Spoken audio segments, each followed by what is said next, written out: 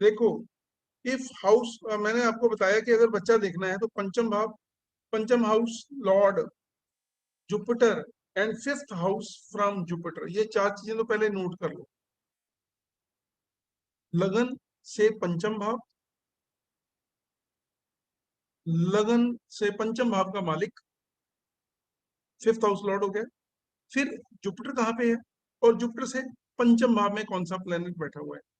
बैठा हुआ नहीं है, उनको देखता कौन है ये भी देख, उनके साथ कौन बैठा है वो भी देखना है, उसकी पोजीशन देखनी है ना। दोस्त बैठ जाएगा तो पावर आ जाएगी, दुश्मन बैठ जाएगा तो पावर कम कर देगा। कोई ज्यादा तगड़ा प्लेनेट आ गया, ये इंफीरियर होगा तो डाउन हो जाएगा। अब सूरज आ गया तो सभी अस्त हो जाते हैं, अगर सूरज के साथ कोई प्लेनेट आए सारे अस्त हो जाते हैं।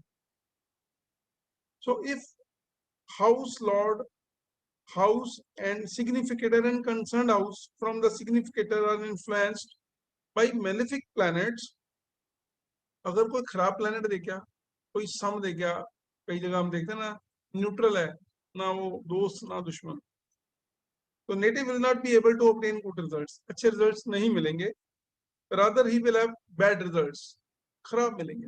हम कहते हैं बेटा नहीं होगा, और उसको देख के हम बता देते हैं कि ये लड़का नहीं होगा, इनके लड़कियों का ही होगा। कई बार कहते हैं कि मिसकैरेजेस बहुत है, अबॉर्शंस बहुत है, बच्चा होने में दिक्कत है। कह देते हैं फिफ्थ में राहु हो तो सर्प श्राप के कारण पुत्र संतान नहीं होती। हम बोल देते हैं लोगों को कि आपके पितर दोष है, पंचम भाव में राहु बैठा हुआ है, कोई ना कोई घर में सांप निकला हुआ और आपने मार दिया या आपके घर वालों ने मार दिया, तो तब से ये दोष चल रहा है, तो बच्चा नहीं होगा, लड़का नहीं होगा। ये सभी जो चीजें हैं। और इसके बाद देखो, मैंने आपको बोला पंचम भाव, पंचम भाव का मालिक, फिर हमने बोला जुपिटर, जुपिटर का मालिक पंच, जुपिटर के से पंचम भाव में चार चीजें होगी। एक ये भी जरूरी है कि पंचम भाव में बैठा कौन है, हमने ये पढ़ा था, सूरज बैठा हो तो भगवान विष्णु के श्राप से, गरुड़ के श्राप से, चंद्रमा बैठा हो तो माता के समान किसी युवा या माता के समान किसी वृद्धा स्त्री की श्राप के कारण, मंगल हो तो भाई के श्राप के कारण, राहु हो तो सर्प श्राप के कारण, केतु हो तो ब्राह्मण श्राप के कारण, पंचम में जुपिटर हो तो गुरु के श्राप के कारण पुत्र संतान नहीं होती। हमने ये पढ़ा हुआ है सारा। शनि है तो हमने बोला कि पीपल कटवाया हो, प्रेत बाधा, ये सारी चीजें हम सब लोगों ने पढ़ रखी हैं। जस्ट मैं आपको ये रिवाइज करवा रहा हूँ सो दैट आगे जाके आप लोगों को ये जब होरोस्कोप हम एनालाइज करते हैं दिक्कत ना हो। अब position of house Lord in the concern chart also, अब देखो हमने अभी तक बात की है सिर्फ लगन चार्ट की, फिर इसके बाद हमने पढ़ा था D7 चार्ट। D7 पढ़ा था हमने, कैसे बनाना है आता है सभी को।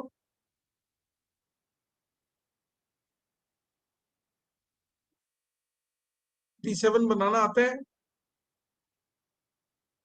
विमल जी, शकुन जी। जी सर। सर आता है सर, आता है सर। लगन को 7 से डिवाइड कर देते हैं, जितने भी डिग्रीज हैं उसको 7 से डिवाइड कर देते हैं, मैंने आपको बताया था, बनाएंगे हम इसमें फिर। सो कंसर्न डिविजनल चार्ट भी देखना है। अब डिविजनल चार्ट में क्या देखना है, दो चीजें देखनी है।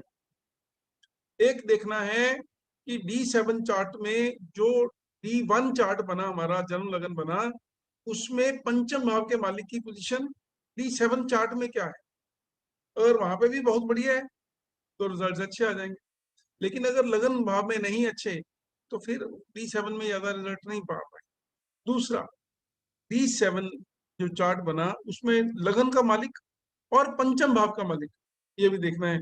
Check the strength of planet in the concern house for children, strength of fifth lord in D7 chart and position of lagan lord of D7 chart. D7 में ज्यादा नहीं जाना, दो चीजें देखनी है। D1 वाले चार्ट में पंचम भाव के मालिक की पोजीशन क्या है, और D7 के लगन के मालिक की पोजीशन क्या है। अगर मान लो D7 में लगन का मालिक छठे में, आठवें में, 12वें में चला गया तो खराब हो गया, लेकिन वही 1 4 7 10 में, 1 5 9 में बैठ गया तो बढ़िया हो, लगन में बैठ गया फिर भी ठीक हो गया। सो ये तो हमने सारा बना लिया। हम आदमी को बोल सकते हैं कि आपके होरोस्कोप की मैंने डिटेल स्टडीज की है और आपके बच्चा प्रॉमिस हो गया है, एक लड़की है एक लड़का है, या दो लड़के हैं या दो लड़की हैं, या कंसेप्शन नहीं होगी मिसकैरेज होगी, हर चीज यहाँ पे हम देख सकते हैं। इसके बाद वो क्वेश्चन आता है कि बच्चा होगा कब, टाइमिंग ऑफ इवेंट्स। वो तो देखो समय बहुत बलवान है, हर आदमी के होरोस्कोप में बहुत चीजें होती हैं, लेकिन हर चीज हर टाइम पे नहीं मिलती है। वो एक समय होता है, जब शादी होनी है तभी होनी है, जब बच्चा होना है तभी होना है। सो टाइमिंग ऑफ इवेंट बहुत जरूरी होता है। Horoscope and divisional charts only indicate promise in the horoscope, होगा या नहीं होगा।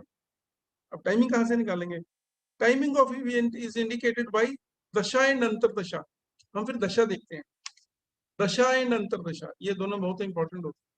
वैसे तो आपको पता है दशा, अंतरदशा, प्रत्यंतर दशा, सूक्ष्म दशा, प्राण दशा, 5 तरह की दशा होती हैं। लेकिन डेली इवेंट्स के लिए हम प्राण दशा देख लेते हैं, सूक्ष्म दशा देख लेते हैं।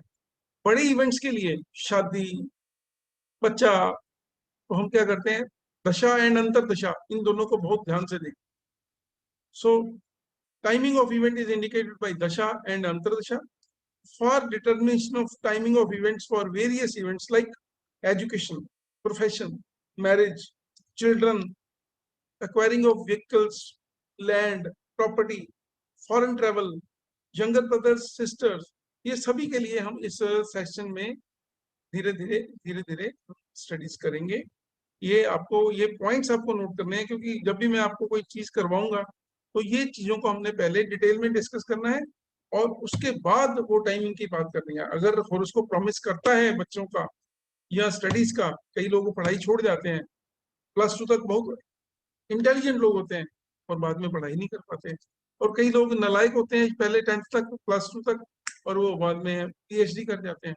सो ये जो चीजें हैं, हम एजुकेशन, आदमी कब राइज करेगा जिंदगी में, प्रोफेशन में, इवन राज दरबार में उसको गद्दी मिलेगी, MLA बनेगा नहीं बनेगा, ये सारी चीजें हम धीरे धीरे एडवांस क्लास में स्टडीज करेंगे।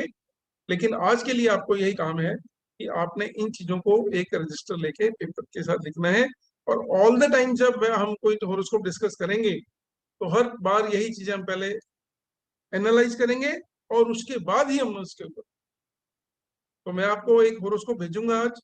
हम अगले सेशन में बात करेंगे दशा एनालिसिस की, दशा कैसे देखनी है, अच्छी है या खराब है। दशा तो आपको पता है 120 साल का हमने बना रखा है चार्ट।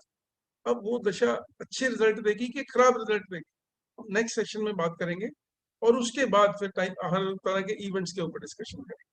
कोई क्वेश्चन है तो आप पूछ सकते हैं, आपके पास 2 या 3 मिनट है।